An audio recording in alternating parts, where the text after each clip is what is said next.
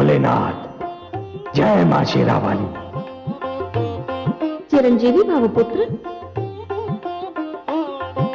तुम्हारा अभियान तो संपूर्ण हो गया पुत्र। आभार प्रकट करने के लिए तुम्हें यहां आने की कोई आवश्यकता नहीं थी। हे शिव शंभो, यदि मुझे केवल आपका आभार ही प्रकट करना होता तो मैं वहीं धरती से आपकी वंदना कर लेता। मुझे कुछ और भी स्मरण था। मैं समझ गई तुम्हें क्या स्मरण था। वही आदि गुरु दक्षिणा जो तुम मेरे भोलेनाथ को देना चाहते थे, है ना? हाँ माता शेरोवाली, मेरा संकेत उसी ओर था। हे शिव शंभो, मुझे आज्ञा दीजिए कि मैं आपकी शेष गुरु दक्षिणा आपके चरणों में चढ़ाने के लिए क्या करूं? तो तुम वास्तव में अपनी आधी गुरु दक्षिणा देना चाहते हो? गुरुदेव, मैं शेष गुरु दक्षिणा दिए बिना तो संसार का त्याग ही नहीं कर सकता। कैसी विडंबना है पुत्र। तुमने जिस शब्द का प्रयोग किया उसी शब्द का संबंध मेरी आधी गुरु दक्षिणा से है। कौन सा शब्द? त्याग। त्याग? मैं समझा नहीं नीलकंठ। मेरी आधी गुरु दक्षिणा यह है पुत्र कि तुम्हें अपने इस योद्धा रूप का त्याग करना होगा और एक बार फिर आचार्य धर्म का पालन करना होगा। शिक्षक का पुत्र यदि शिक्षक ही रहे तो यही उत्तम है। वंश में कर्म की परंपरा चलती रहे, यही उचित है। हे भोलेनाथ, मैं आपकी आज्ञा के समक्ष शीश नवाता हूं। मैं आपको वचन देता हूं गुरुदेव कि अब से यह परशु मेरे लिए केवल एक कथा मात्र बनकर रह जाएगा। मैं फिर से आचार्य धर्म को धारण करूंगा, गुरुकुल परंपरा पुनः आरंभ करूंगा और आपका दिया हुआ वो पिनाकिन धनुष अब केवल एक ऐतिहासिक शस्त्र के रूप में दिखाई देगा। परंतु हे भोलेनाथ, मैं उस धनुष्य को रखूं कहां? पुत्र, मेरे दो अन्य भक्त हैं। एक है लंकापति रावण, जिनसे तुम्हारी भेंट हो चुकी, और दूसरे है राजा जनक, जिनसे तुम्हारा परिचय अभी तक नहीं हुआ। मैं तुम्हें यह अधिकार देता हूं कि इन दोनों में से तुम जिसे चाहो उसे यह धनुष दे सकते हो। जय भोलेनाथ, जय मां शेरावाली।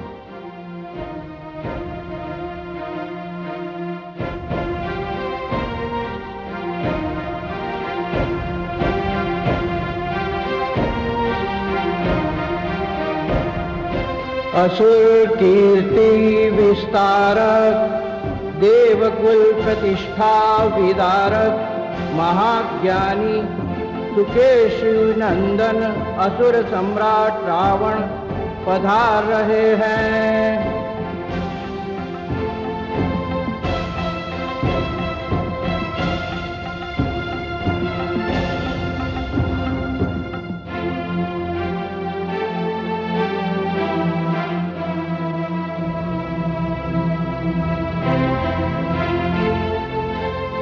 लंकापति, आपका ऐश्वर्य एवं वैभव सदा बना रहे।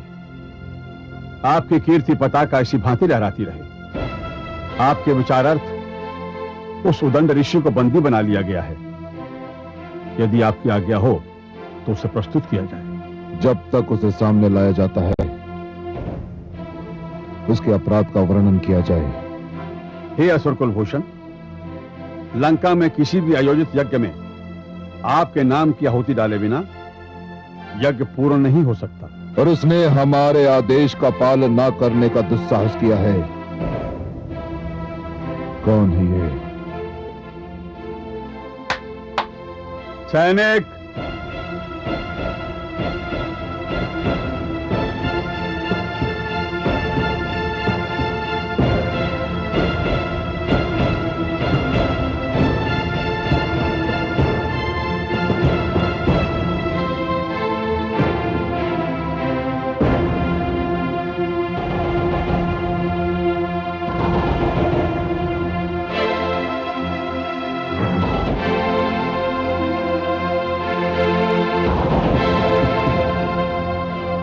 युवक, तुम्हें देवताओं के समक्ष हमारी श्रेष्ठता में कोई संदेह है? ऐसा कौन सा विषय है जिसमें मैंने देवताओं को पराजित नहीं किया? परंपरा तथा मेरी संस्कृति मुझे आपके नाम की आहुति यज्ञ में डालने से रोकती है। क्यों? मैं भी संस्कृति के जन्मदाता तथा पालक महान ऋषि पुलस्त्य का पौत्र हूं तथा महान ऋषि विशर्वा का पुत्र रावण हूं। लंकेश, वंश में जन्म लेने से कुछ नहीं होता, आचरण से होता है, और आपका आचरण ऋषियों का नहीं, असुरों वाला है। युवक, तुम मर्यादा और साहस की सीमा लांघ रहे हो। मैं आपके राज्य में अपनी आयु की सीमा भी लांघ चुका हूं। मैं मृत्यु का वरण यहां आने से पहले कर चुका हूं। आप असुर लोग समाज में भय का वातावरण उत्पन्न करके राज करना चाहते हैं, किंतु मैं मानव हूं। मैं जानता हूं कि मुझे मेरी ये देह केवल कुछ वर्षों के लिए मिली है। मेरा दूसरा जन्म होगा। आप मुझे भयभीत ना करें। मैं यज्ञ करना भी नहीं छोड़ूंगा और आपके नाम की आहुति भी यज्ञ में नहीं डालूंगा। उद्दंड है ये युवक, उद्दंड। इस जैसे समस्त ऋषियों को हमारी राज सीमा के बाहर खदेड़ दिया जाए और इसे वधिक के पास ले जाओ और इसको कहो कि वो इसका वध कर दे। शंभो!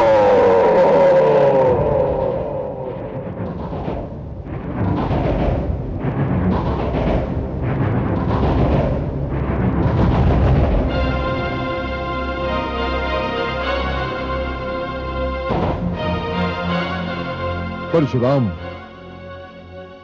लंकापति रावण की राजसभा में तुम्हारा स्वागत है। लंकापति रावण, मैं बड़े उचित समय पर आया। मैं तो आपको विश्रवा का पुत्र समझकर यहां आया था, किंतु देख रहा हूं कि आपके ऊपर अपनी माताश्री की महत्वाकांक्षा और असुर संस्कृति विराजमान है। परशुराम, आपका इतना बड़ा उपकार है मुझ पर कि यदि आप मुझसे मेरा सिर भी मांगेंगे तो मैं ना नहीं कहूंगा। तो बस ये ऋषि युवक मुझे दे दीजिए, मैं उल्टे पैर लौट जाऊंगा। क्यों?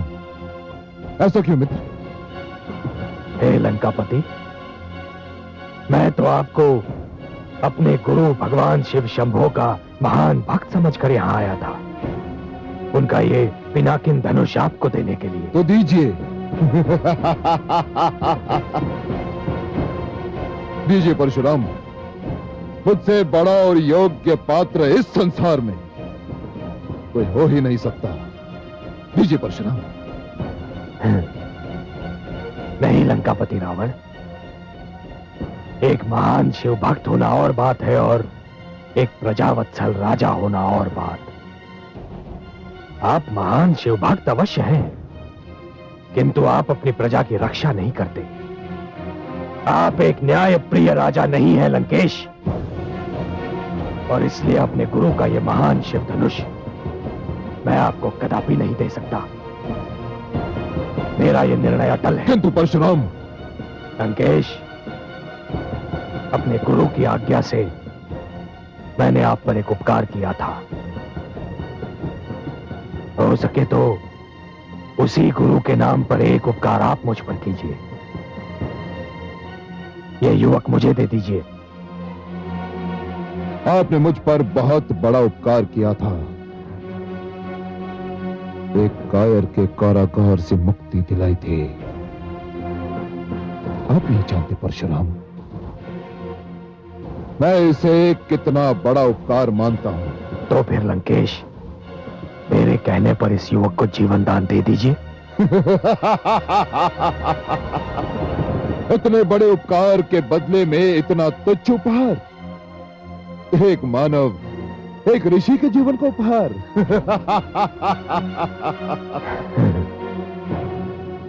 यही तो व्यथा है लंकापति रावण, कि आप ईश्वरीय सत्य को समझ ही नहीं रहे हैं। जीवन तुच्छ नहीं होता लंकेश, मानव जीवन इस धरती को ईश्वर का सर्वोत्तम उपहार है। तो ठीक है परशुराम,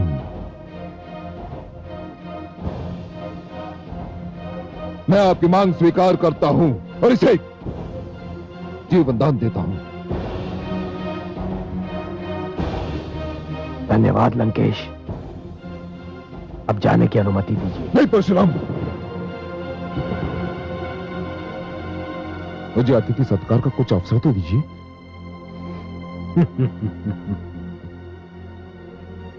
नहीं लंकेश, यह संभव नहीं है,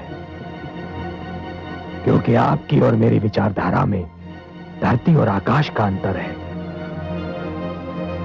यहां और अधिक ठहरना आपके और मेरे मध्य मतभेदों को जन्म देने के समान है। मैं भली भांति जानता हूं लंकेश कि मैं अपनी संस्कृति नहीं छोड़ सकता और ना ही आप अपनी असुर संस्कृति को त्याग सकते हैं। इसलिए अनुमति दे ही दीजिए। चलो युवक।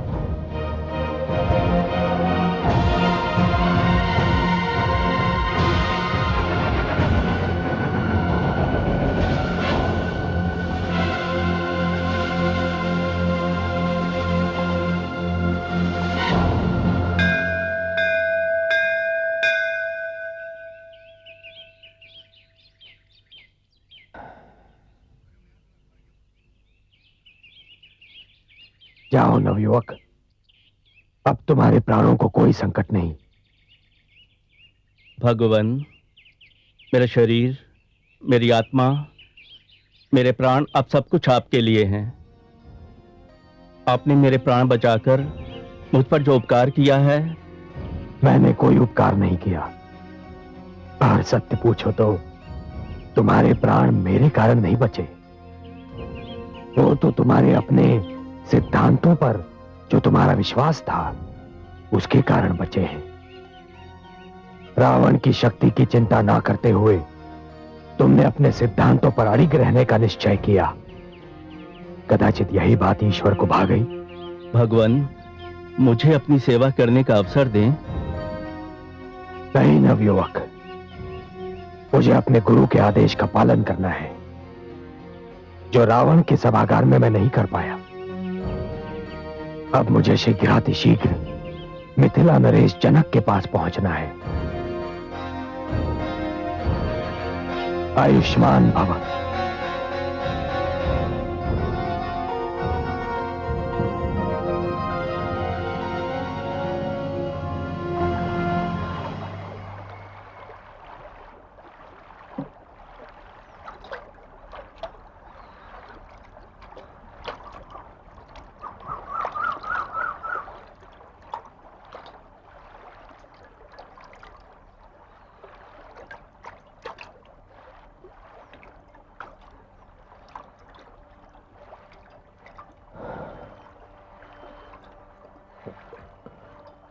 नवयुवक, प्रणाम ऋषिवर।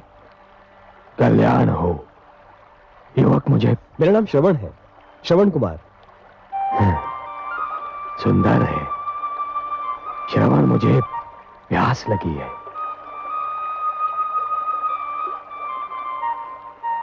क्या बात है? मुनि श्रेष्ठ, आपके वस्त्र तो आपका परिचय देते हैं, परंतु आपके शस्त्रों से आपका परिचय समझ में नहीं आता। तुम मुझे मेरे वस्त्र देखकर मुनि कह रहे हो, परंतु मेरा ये धनुष, मेरा परशु, ये तो मुझे मुनि सिद्ध नहीं करते। उच्च कुल का तो सिद्ध करते हैं। उच्च कुल? मेरा कर्म जाने बिना ही केवल मुझे देखकर ही तुमने मुझे उच्च कुल का सिद्ध कर दिया। आप अवश्य किसी श्रेष्ठ ऋषि की संतान हैं, परंतु मैं एक वैश्य मुनि और छोटी जाति की माता की संतान हूं। श्रवण, तुम्हें अपनी माता को छोटी जाति का कहते हुए लज्जा आनी चाहिए। माता तो माता होती है, जो पूजनीय होती है। व्यक्ति की पहचान उसके कर्म से होती है। श्रवण, जन्म से तो सभी शूद्र होते हैं। जन्मना जायते शूद्राः संस्कारात् विजोच्यते।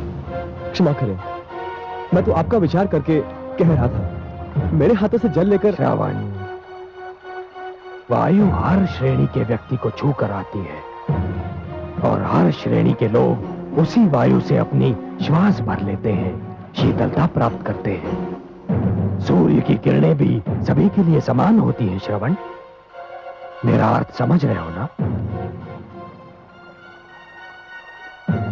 लाओ, मुझे जल दो, मैं बहुत प्यासा हूं।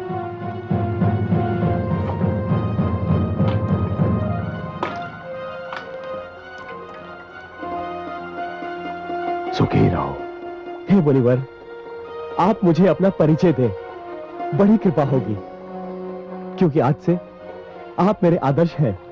श्रावण, मैं ऋषि जमदग्नि और माता रेणुका का पुत्र परशुराम हूं।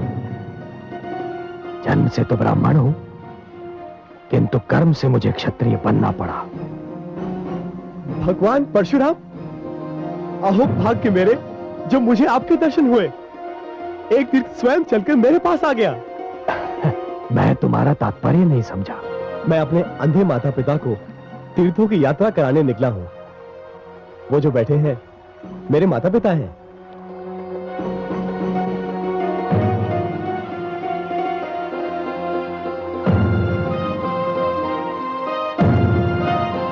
परंतु मुझे वहां कोई रथ या अन्य वाहन दिखाई नहीं दे रहा श्रवण, जिसमें मैं बहुत साधारण व्यक्ति हूं।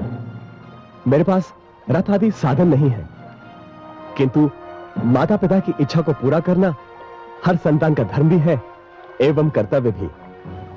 इसलिए इन दोनों को कांधों पर उठाए तीर्थों की यात्रा करने निकला हूं। श्रवण कुमार, तुम धन्य हो, तुम धन्य हो। तुम्हारे दर्शन करने के उपरांत अपने माता पिता का परम भक्त होने का मेरा अहंकार तो चूर चूर हो गया। मुझे अपने चरण स्पर्श कर। नहीं नहीं नहीं नहीं, आप मुझे पाप का भागी ना बनाए। आपका यश तो पूरे संसार में सूर्य किरण की भांति फैल चुका है। अब चलिए, चलकर मेरे माता पिता को दर्शन देकर धन्य कीजिए। श्रवण, मैं भी उन माता पिता का दर्शन करके धन्य होना चाहता हूं जिन्होंने तुम जैसे पुत्र को जन्म दिया। चलो चलिए।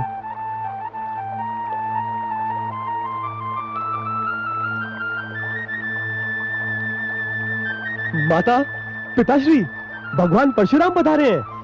हमारे धन्यवाद।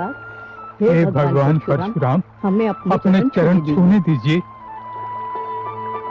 नहीं माता, चरण स्पर्श तो मुझे आपके करने चाहिए।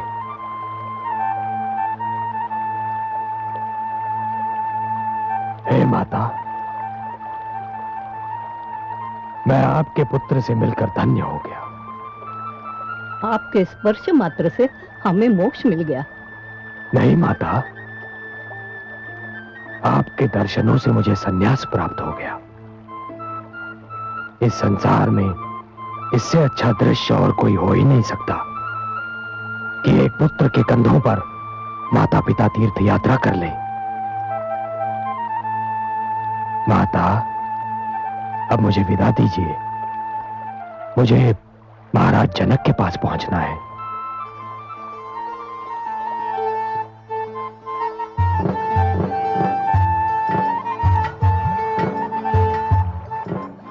श्रवण,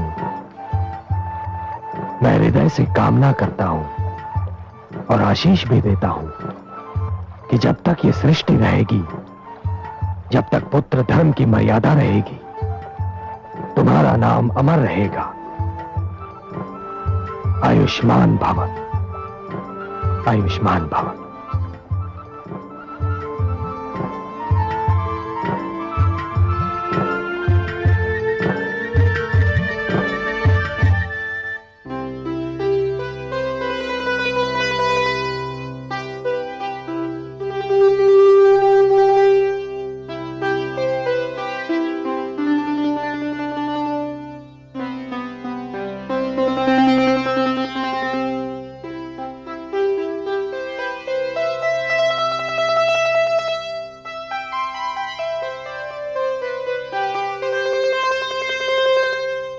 महाराज जनक की जय हो।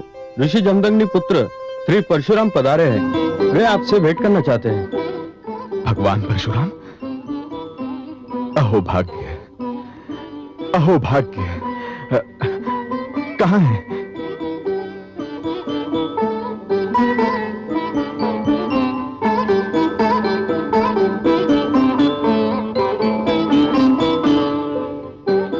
भगवान, मैं इस सौभाग्य पर किन शब्दों में ईश्वर को धन्यवाद दूं कि आपने अपने चरण कमलों से मेरे राजभवन को पवित्र कर दिया। हे भगवान परशुराम, मिथिला का कण कण आपकी इस कृपा के प्रति आपका आभारी रहेगा। स्वागत है भगवान, आपका बहुत बहुत स्वागत है। राजन, आप वास्तव में धन्य हैं। मेरे स्वागत के लिए आप नंगे पांव चले आए। भगवान, जिस स्थान पर आप जैसा महान व्यक्ति उपस्थित हो, वह स्थान इतना पवित्र, इतना पावन है कि वहां तो नंगे पांव ही आना चाहिए। पधारिए भगवान, पधारिए।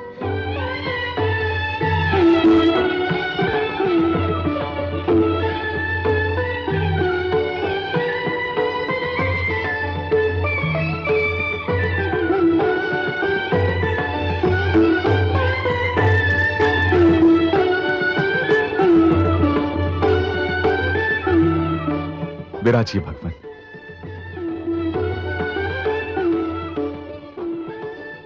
भगवान, मेरी तो समझ में कुछ नहीं आ रहा कि मैं आपका स्वागत कैसे करूं और क्या करूं। राजन, आपके नेत्र, आपका मुख और आपकी भावनाएं जो कह रही हैं, उस सबके उपरांत स्वागत के शब्द और औपचारिकताएं अनावश्यक है। भगवान परशुराम, यदि आप मेरे लिए कोई आदेश लेकर आए हैं तो कृपया कहिए। यदि मेरे योग्य कोई सेवा हो तो बताइए। मैं आपके लिए कुछ कर सकूं तो स्वयं को धन्य मानूंगा। नहीं राजन, आपके लिए मेरा कोई आदेश नहीं है, किंतु हां, मैं अपने गुरु शिव शंकर के आदेश का पालन करने के लिए अवश्य आया हूं। भगवान, आपके गुरु का आदेश सिर आंखों पर। मिथिला नरेश, मुझे अपने गुरु शिव शंभो ने यह धनुष उपहार में दिया था, परंतु अब मेरे अभियान की समाप्ति के उपरांत मुझे इसकी कोई आवश्यकता नहीं है। मैंने इसे गुरुदेव को लौटाना चाहा, किंतु उन्होंने आदेश दिया कि मैं इसे लंकापति रावण को दूं या फिर मिथिला नरेश जनक को। गुरुदेव के आदेश के अनुसार मैं पहले लंका पहुंचा। तो फिर आपने ये धनुष लंकेश रावण को क्यों नहीं दिया भगवान? लंकेश रावण तो महान शिव भक्त हैं। इस नाते इस धनुष पर उनका अधिकार पहले है, वही इसके योग्य भी हैं प्रभु। उनका अधिकार अवश्य था राजन, किंतु वो इसके योग्य नहीं थे। हे मिथिला नरेश जनक, भक्ति एक महान गुण अवश्य है, परंतु भक्ति के साथ ही कर्म की भी उतनी ही महत्ता होती है। लंकापति रावण एक महान भक्त होते हुए भी स्वयं को अपने कर्मों से महान सिद्ध नहीं कर पा रहे हैं।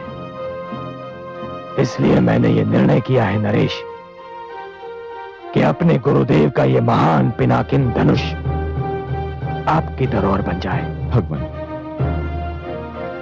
मुझ में साहस नहीं कि मैं आपके निर्णय पर कोई प्रश्न चिन्ह लगा सकूं, परंतु एक शिव भक्त को छोड़कर मेरा चुनाव करने का क्या कारण है प्रभु? जबकि आप भली भांति जानते हैं। हाँ राजन, मैं जानता हूं कि आप एक विष्णु भक्त हैं, परंतु विश्वास कीजिए राजन, मैंने आपका चुनाव इस कारण नहीं किया है कि मेरे गुरु शिव शंभो ने लंकापति रावण और मिथिला नरेश जनक इन दो ही नामों का सुझाव दिया था और मेरे पास कोई तीसरा विकल्प नहीं था। नहीं राजन, यदि मैं आपको भी इस धनुष के योग्य नहीं पाता तो इस धनुष को उमापति को लौटा देता और बेखट के कह देता उनसे कि वो दोनों इस धनुष के योग्य नहीं हैं।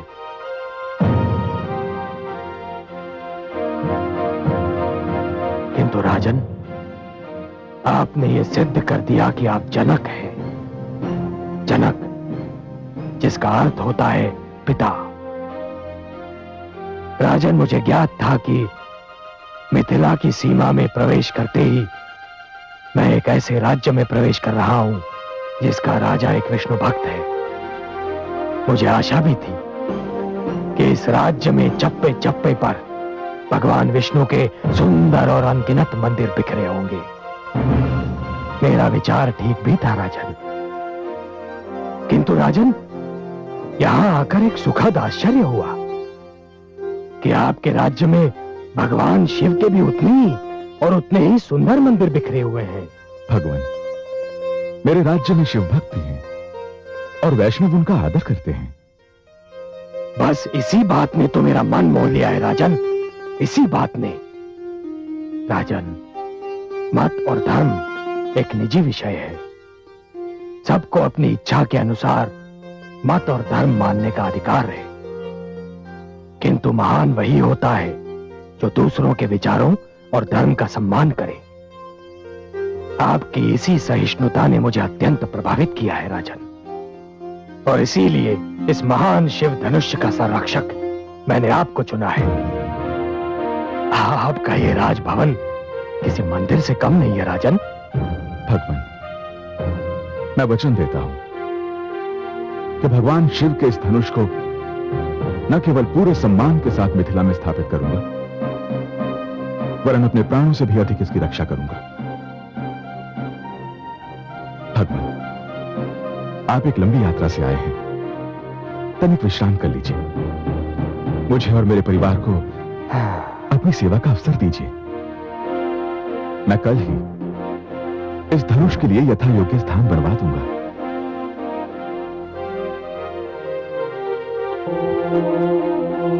स्वस्ति नन्थामनुचरेम।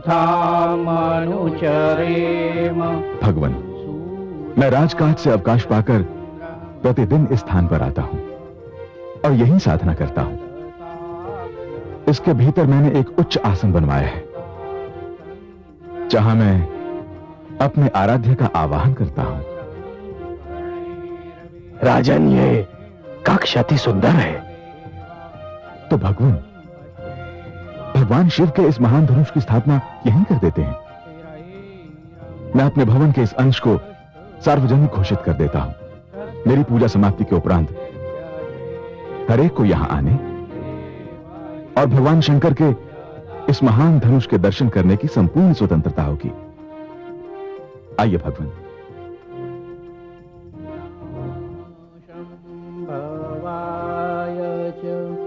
मयो भवाय च नमः शंकराय च मयस्कराय च नमः शिवाय च शिवतराय च ॐ नमः शिवाय ॐ नमः शिवाय ॐ नमः शिवाय।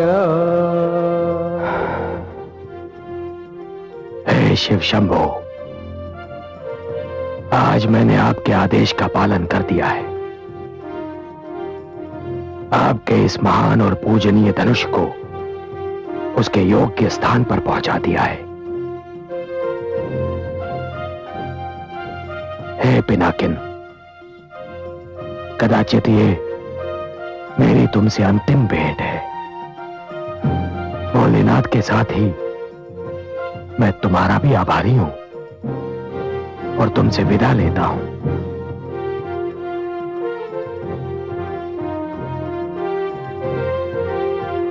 हे शंभो शंभो शंभो।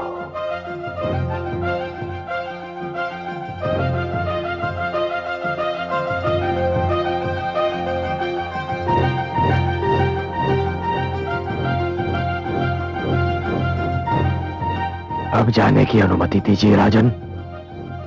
भला ये कैसे संभव है भगवान? मुझे कुछ दिन और अपनी सेवा से कृतार्थ होने का अवसर नहीं देंगे? नहीं राजन, यद्यपि मुझे मिथिला भली लगती है, बहुत सुंदर स्थान है। यहाँ की मिट्टी में एक ऐसी सुगंध है कि वो मन को अपनी ओर खींचती है, किंतु राजन मैं यहां ठहर नहीं पाऊंगा। भगवान, कुछ दिन तो और ठहर जाते।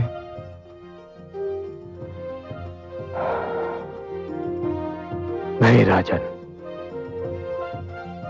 राजन मैंने जीवन में इतनी हत्याएं की हैं कि मेरा मन ऊब गया है। यह सत्य है कि हत्याएं करने पर मुझे विवश कर दिया गया था, किंतु हत्याएं तो हुई ना, जिनके कारण न केवल मेरे हाथ रक्त से रंगे हैं, वरन मुझे ऐसा लगता है जैसे मेरा समस्त अस्तित्व रक्त सागर में डूब गया है। मेरे मन पर, मेरी आत्मा पर एक बोझ है राजन, एक बोझ है। मैं साधना में डूब जाना चाहता हूं राजन, ऐसी साधना में जिससे मैं न केवल संसार को वरन स्वयं को भी भूल जाऊं। भगवान, मैं आपको रोकने का दुस्साहस तो नहीं कर सकता, किंतु यदि आपने जाने का निर्णय कर ही लिया है तो मुझे कोई ऐसी शिक्षा देकर चाहिए भगवान, जो जीवन भर मेरा मार्गदर्शन करती रहे। हे राजन, जीवन के मेरे अनुभव से जो मैं सीखा हूं वो मैं तुम्हें बताता हूं। मैंने ये जाना है राजन कि कर्म ही धर्म है, कर्म ही वर्ण है, कर्म ही वास्तविक जाति है, कर्म ही जीवन का आरंभ है और कर्म ही जीवन का अंत है। अंतिम श्वास तक मनुष्य का केवल एक ही धर्म है राजन, और वो है कर्म।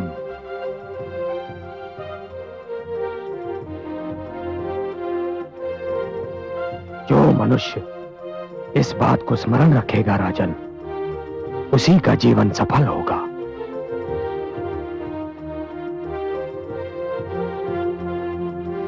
यशस्वी भव।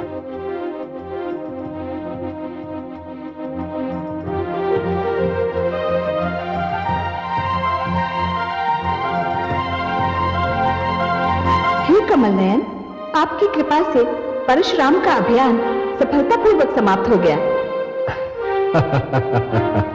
यह अभियान क्या था महादेवी? रक्त का एक सागर था जिसमें डूबकर जाना था, और परशुराम ने इस सागर को डूबकर ही पार किया है। किंतु हे कमल नयन, परशुराम ने शिव भक्त रावण को धनुष न देकर जनक को दिया, क्या ये पक्षपात नहीं हुआ? कदापि नहीं महादेवी।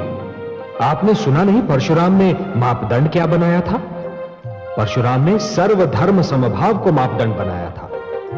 उसने देखा कि रावण एक शिव भक्त होते हुए भी उदार नहीं है, सहनशील नहीं है, वो दूसरों के मत और विचारों को सहन नहीं करता, जबकि जनक के राज्य में सभी को अपने अपने धर्म और मत के पालन करने की स्वतंत्रता है। वहां धर्म का भेदभाव नहीं है, और शिव धनुष जैसी पवित्र वस्तु के लिए वही स्थान उचित है महादेवी जहां किसी प्रकार का भेदभाव न हो, जहां सारे धर्मों का और भक्तों का आदर किया जाता हो।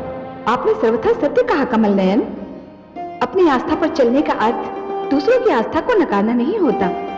रावण में तनिक भी सहनशीलता नहीं है, वो अपने आगे किसी और को कुछ समझता ही नहीं, विद्वान होकर भी अपने कर्मों से असुर है। सत्य है। अपने अपने पथ चले, सबको है अधिकार, मत दूजे पर ला दिए अपने जटिल विचार। हिंसा अत्याचार से चले न कोई काम। जग में हुआ घमंड का सदा बुरा परिणाम, सदा बुरा परिणाम।